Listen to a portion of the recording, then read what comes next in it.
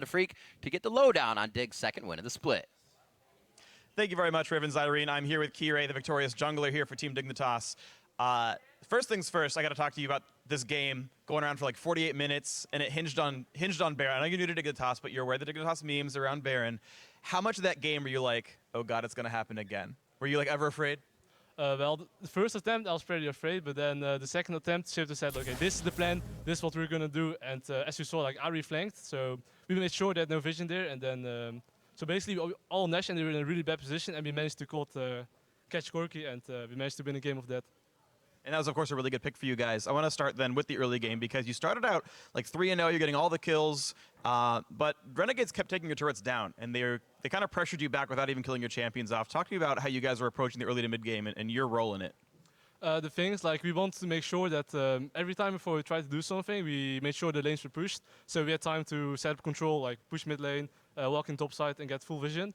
And when they managed to get the turrets, we were just they were just out-rotating us a little bit, and they managed to get most of the times for free. So you said they out-rotated you in the early game. You guys finally caught back equal in gold. And there was this like 25-minute stint in the mid game where nothing was happening and you're fighting back and forth and nothing's going on. How did you finally come up with a plan to actually win the game? The thing is, Danny just thought of the plan, which is like he was going to trap in the bush, so he was just staying there. We made, like I said, we made sure no vision, and we managed to bait the Baron and not throw this time. And it worked out, yeah. So you guys secured it. You pretty much perfectly smited the last one as well. So then talk to me about sort of playing with Team Dignitas now. You guys are 3 games in with the season. I think you guys were sort of a big underdog coming in, but right now, top half of the standings at 2-1. Tell me about how this sort of journey with Dignitas has been. The thing is, like, everyone in the house is really nice, and when I came into the house, everyone's really friendly. Everyone gets also well really good along, so let's say we do something bad in game, like, everyone's like fine with it. You know, we just discuss after the games, and everyone's really professional. Like, I came from the Challenger series, and most people talk in the game when something happens, you know, but like in LCS it happens like barely, so that's really good. So final question for you then. Tomorrow you face up against TSM, of course, a very strong team in North America, even though they're 1 and 2, they're very, very scary, I would say. So how are you going to approach that match?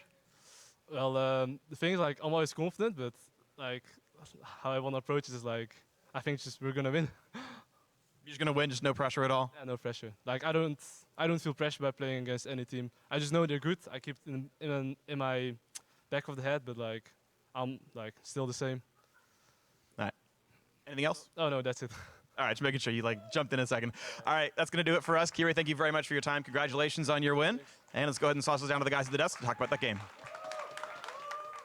Thank you, Freak. Kirei 5-1-7 in that victory on the Elise over Renegades. And that's the first person I want to touch on is Kirei. Looking comfortable on the Elise. Got off to a very good start. Couple early kills, picking up 2, 1 in the top lane and in the mid lane, as well as blowing summoner spells.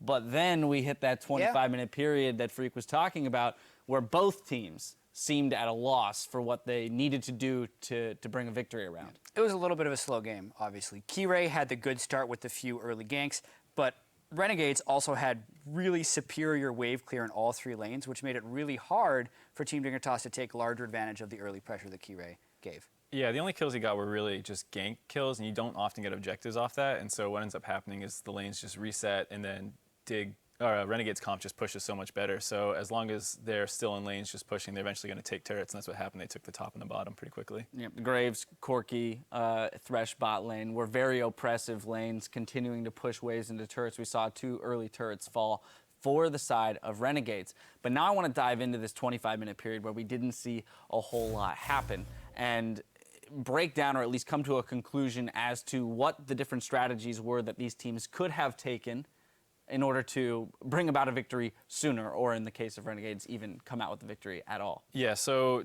like we said, Renegades comp has a ton of wave clear, a ton of push potential. They got into that kind of turret trade where they came out ahead, and then the thing was Dig still had a lot of pressure, and so Dig can't push on them. All they can do is really bait and look for picks, and Renegades just played really safe and just focused more on wave clearing, so the game stalled out for a really long time. Yeah, we did see that turret trade in top and bottom lane where Renegades was able to secure an inhib turret fairly early into the game. We then later saw them pick up a Baron. And then never go back. And then never really return to that We got top the inhibitor lane. open. That's all we need. Yeah, they got 1 mid turret off it, and that's it. Yeah, it was really tricky, honestly, for Renegades because they keep picking themselves, and this is a trend across really the first 3 games. these compositions where you have a Rek'Sai in the jungle, a non-engaged top laner, and then the entire initiation force falls on Remy. And even though they had good wave clear here, you need to land one hell of a death sentence, especially when you have an Alistar in the front line who can ult out if you land him, and then obviously that creates pressure, but it's not a team fight initiation, so you have to land a second hook in order to get something started. So wave clear as they may, they couldn't actually find clean fights. Right, we had the Tom Kench as well, another level of safety there for Dignitas in case anyone did get hit by a hook.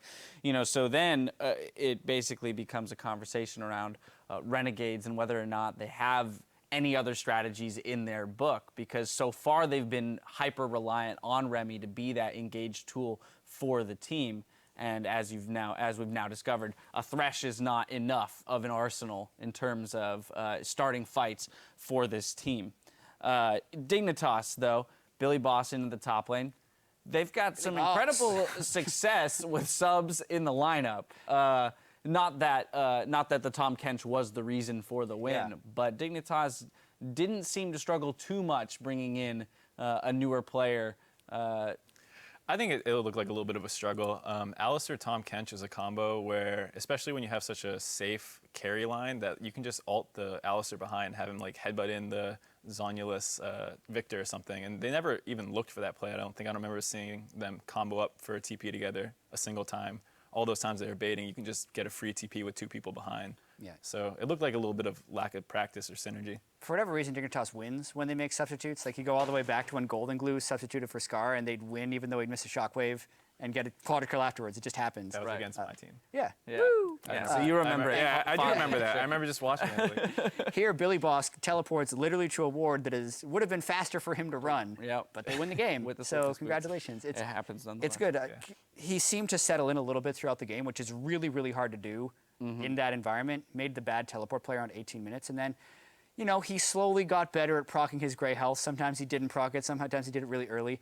And it was really Kirei, Shifter, Apollo, Kiwi that did that game in for Team Dignitas. Yeah, but learning points for both teams as it was a pretty extended victory. We'll see if they can look to clean things up in the future. Let's see how the teams are arranged in the standings after today's performances. Leading the pack is Immortals and Energy Esports, who are both undefeated coming out of day 3.